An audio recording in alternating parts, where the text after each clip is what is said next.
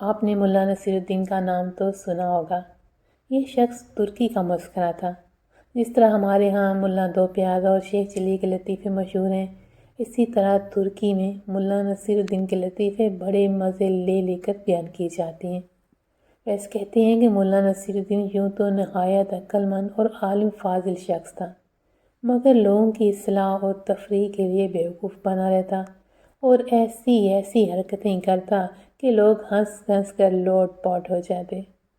ملا نصیر الدین کا اسی حوالے سے ایک قصہ میں آپ کے ساتھ شیئر کرتی ہوں کہ ملا نصیر الدین کے پڑوس میں ایک مالدار یہودی رہتا تھا جو اتنا کنجوس تھا کہ کبھی کسی غریب اور محتاج کو ایک پیسہ نہ دیتا تھا۔ ملا نے کئی مرتبہ اسے سمجھایا کہ خدا نے تمہیں دولت عطا کی ہے، اسے غریب اور مفلس لوگوں پر خرچ کیا کرو، لیکن اس نے ملا کی کوئی نصیحت نہ سنی۔ آخر ملا نصیر الدین اسے سزا دینے کے لیے ایک ترکیب سوچی۔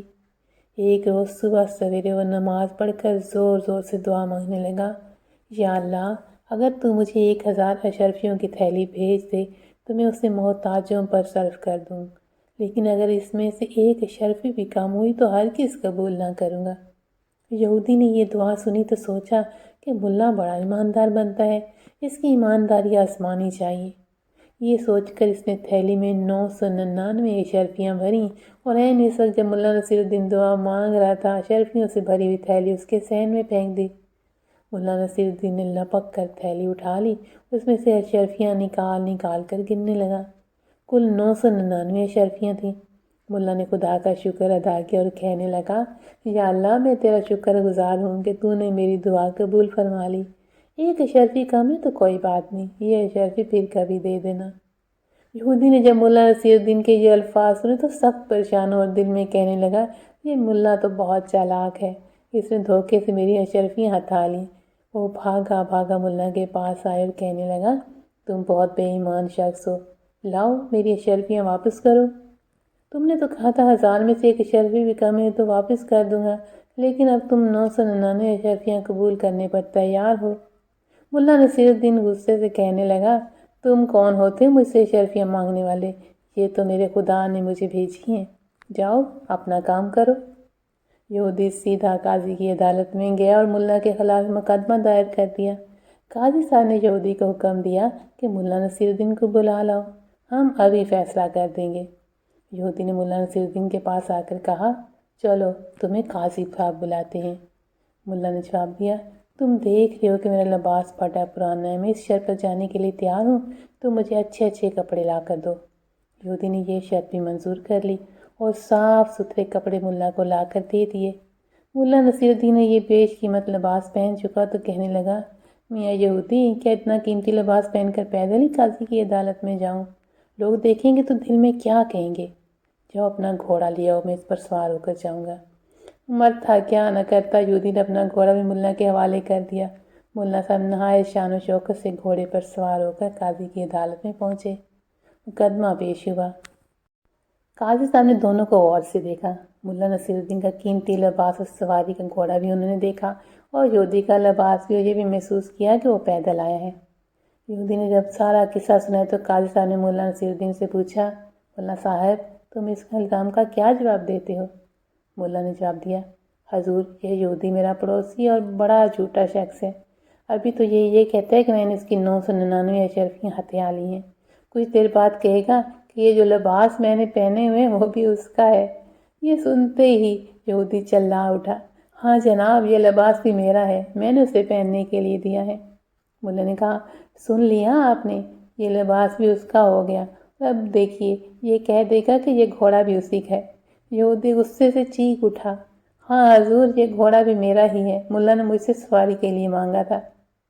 قاضی نے یہ باتیں سنی تو یہودی کو ڈانٹ پھٹکار کر نکال دیا اور مقدمہ خارج کر دیا۔ روز یہودی روتا پیٹتا ملا نصیر الدین کے گھر پہنچا، اس کی بڑی منت سماجت کی۔ ملا نے اس شرط پر اس کی اشرفیاں، لباس اور گھوڑا واپس کیا کہ وہ آدھی اشرفیاں غریبوں میں بانٹ دے گا اور آئندہ بھی نادار لوگوں کی مدد کرتا رہے گا۔ تو یہ کیسا لگا قصہ آپ کو؟ چلنے لگے ہاتھوں میں آپ کو ایک اور بھی ملا نصیر الدین کا قصہ سناتی ہوں، وہ بھی مزے کا ہے۔ ملا نصیر الدین کے گھر میں بیری کا ایک درخت تھا جس پر بڑے میٹھے بیر لگتے تھے۔ انہیں دیکھ دیکھ کر بڑا خوش ہوتا اور بڑے فخر سے کہا کرتا کہ ساری دنیا میں اتنے بڑے اور میٹھے بیر کہیں نہیں ہوں گے۔ ایک روز اس نے اچھے اچھے بیر چھانٹ کر ایک تھالی میں سجائے، تھالی سر پر رکھی اور بادشاہ کے محل کی طرف چل دیا کہ جا کر اسے یہ تحفہ دے۔ راستے میں بیروں نے تھالی کے اوپر لڑکنا شروع کر دیا اور ملا کو بار بار تھالی کا توازن درست کرنا پڑتا تھا، مگر بیر تھے کہ نچلے نہ بیٹھتے تھے، کبھی ادھر کو لڑکتے کبھی ادھر کو۔ اب بیر تو گول مٹول ہوتے، وہ تو لڑکنے ہی تھے، لیکن دوسری طرف بھی تو ملا نصیر الدین تھے۔ وہ بیروں کی شرارت سے تنگ آ گیا اور ایک جگہ رک کر کہنے لگا، کم بختو، اگر تم نے ناچنا اور لڑکنا بند نہ کیا تو میں تم سب کو ہڑپ کر جاؤں گا۔ یہ کہہ کر اس نے ایک مرتبہ پھر ترتیب سے بیروں کو رکھا اور تھالی سر پر رکھ کر آگے چل پڑا۔ لیکن بیروں نے تو پھر تھرکنا شروع کر دیا۔ اب تو ملا کو بڑا طیش آیا، راستے میں ہی ایک درخت کے نیچے بیٹھ گیا اور کہنے لگا، اچھا کم بختو، تم یوں نہ مانو گے، لو اب تماشا دیکھو۔ یہ کہہ کر اس نے ایک ایک کر کے بیروں کو کھانا شروع کر دیا۔ جب ایک بیر باقی رہ گیا تو ملا نے اس سے کہا، اگر تمہیں ایک اور موقع دیا جائے تو خاموش ہو کے چلو گے؟ اب ایک بیر رہ گیا تو اس نے کیا شور کرنا تھا، اس لیے وہ چپ چاپ تھالی میں پڑا رہا اور ملا نصیر الدین اسے لے کر بادشاہ کے دربار میں پہنچ گیا۔ اس روز بادشاہ کا سلامت کا موڈ بہت ہی اچھا تھا۔ انہوں نے ملا نصیر الدین کا تحفہ مزے لے کر کھایا اور ہنسے بھی کہ ملا لایا یہ تو بس ایک بیر۔ پھر ملا نے بادشاہ کو دلچسپ لطیفے سنائے جنہیں سن کر بادشاہ مزید خوش ہو گیا۔ شام ہوئی تو ملا نے رخصت ہونے کی اجازت طلب کی۔ بادشاہ نے اس کی تھالی ہیرے جواہرات سے بھر دی اور ملا ہنسی خوشی گھر آ گیا۔ ایک ہفتے تک وہ بڑا خوش رہا۔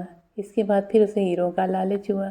وہ سوچنے لگا کہ اس مرتبہ بادشاہ سلامت کے لیے کیا چیز لے جاؤں۔ یکا یک اس کی نظر اپنے گھر میں لگے ہوئے سرخ سرخ چقندروں پر پڑی۔ ملا خوشی سے اچھل پڑا اور اس نے یہی تحفہ بادشاہ کے پاس لے جانے کا فیصلہ کر لیا۔ اس نے جلدی جلدی ڈھیر سارے چقندر توڑ کر اپنی تھالی میں سجائے، تھالی کو سر پر رکھا اور بادشاہ کے محل کی طرف چل پڑا۔ راستے میں اسے ایک دوست ملا۔ اس نے پوچھا، ملا صاحب، اتنے شاندار چقندر تم کس کے لیے لے کے جا رہے ہو؟